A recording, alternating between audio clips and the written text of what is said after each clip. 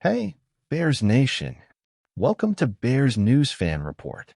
Today we're diving into a big update. The Chicago Bears have signed offensive lineman Nate Davis to a 3-year contract worth up to $30 million in 2023, with $17.5 million guaranteed. Davis was one of the team's major free agent signings last year, but unfortunately, he missed 6 games due to the passing of his mother early in the season and a lingering lower body injury throughout the year. If you enjoy this type of content and want to stay up to date with all the Bears updates and insights, don't forget to support the channel by liking and subscribing.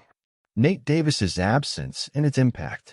Davis's absence due to bereavement is understandable, but his lack of presence during off-season practices has raised concerns about his health status. This also affected the performance of the offensive line during training.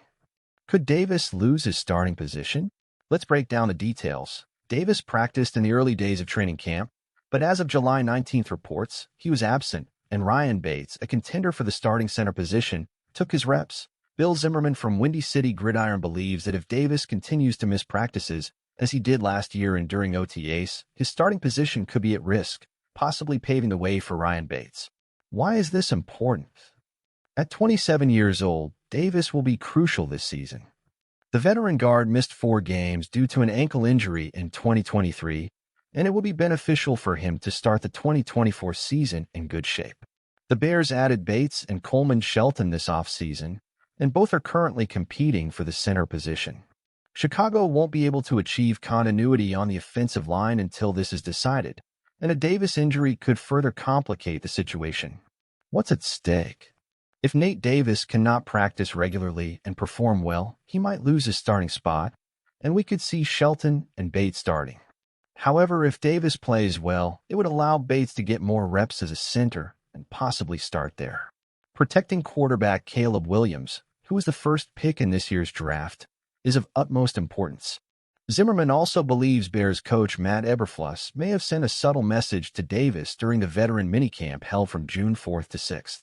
At the end of the minicamp, Eberflus mentioned that the interior offensive line was in open competition, and while many assumed this referred to Bates and Shelton as center, it could have been an indirect message to Davis.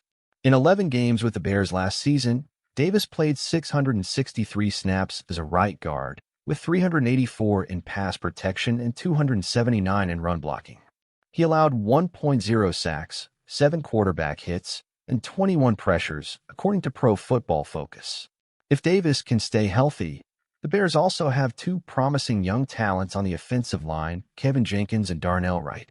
Together with Davis, they form a formidable trio, but health has also been an issue for Jenkins, who has yet to play a full season in his 3-year career.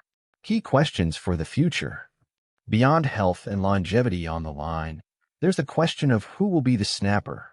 Bates seems to have an early advantage, but it's still too early to say for sure. With training camp underway and the Bears starting the preseason with a Hall of Fame game on August 1st, the team will need to make these decisions soon. What do you think would be ideal for the Bears? Should they keep Nate Davis out and focus on Ryan Bates' performance, or is Nate Davis truly important for the team? Share your opinions in the comments. In addition to closely monitoring Nate Davis's status, it's crucial to remember that the Bears' offensive line will be key to the team's success in the 2024 season. With Caleb Williams coming in, protecting the quarterback becomes even more critical. The decisions the team makes now regarding the offensive line could set the pace and effectiveness of the offense throughout the year. The competition between Ryan Bates and Coleman Shelton.